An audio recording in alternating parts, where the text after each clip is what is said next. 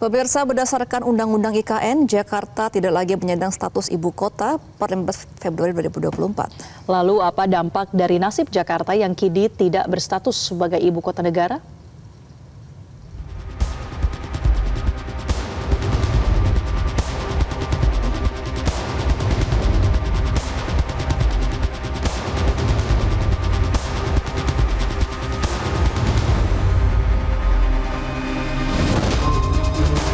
Akhirnya status daerah khusus ibu kota untuk Jakarta disampaikan Ketua Badan Legislasi DPR RI Supratman Andi Aktas.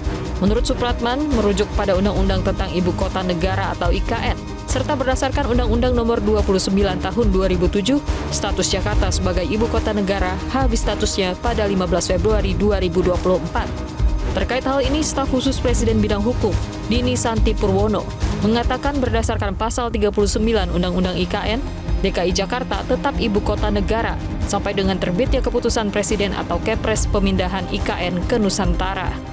Namun pakar hukum tata negara Agus Riwanto mengatakan pemerintah harus segera mengambil langkah dalam penentuan status hukum ibu kota negara. Sebab secara de facto, Jakarta masih menjadi ibu kota.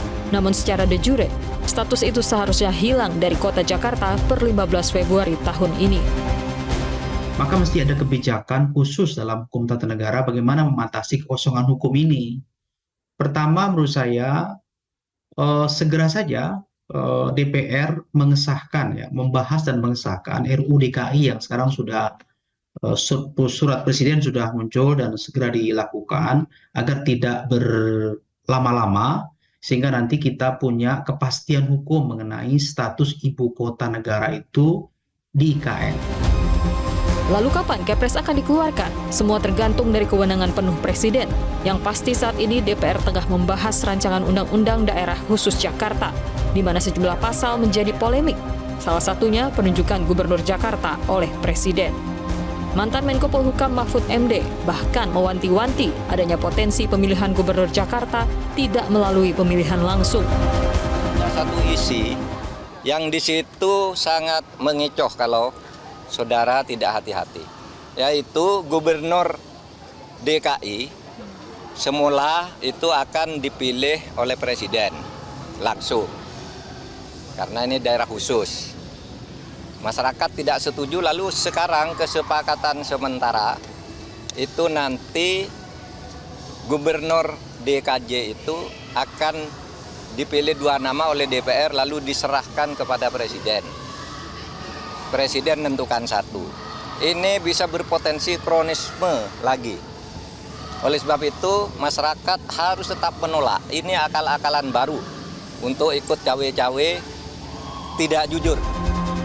Sejarawan JJ Rizal juga ikut buka suara. Menurutnya, RUU tersebut sejatinya kemunduran dari cita-cita demokrasi.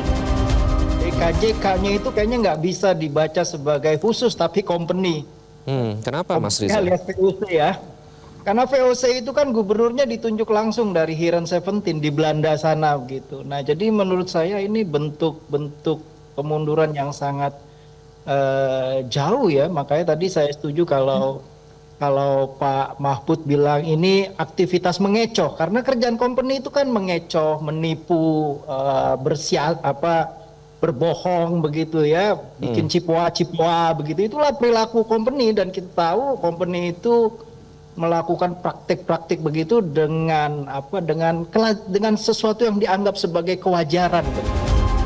Di sisi lain, DPR RI menegaskan Gubernur DKI Jakarta akan tetap dipilih oleh rakyat, bukan Presiden.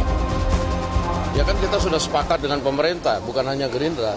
Seluruh partai politik sudah sepakat dengan pemerintah sebelum reses bahwa untuk pemimpin daerah khusus Jakarta itu dipilih melalui pilkada. Tim Liputan Metro TV. Stand sekarang.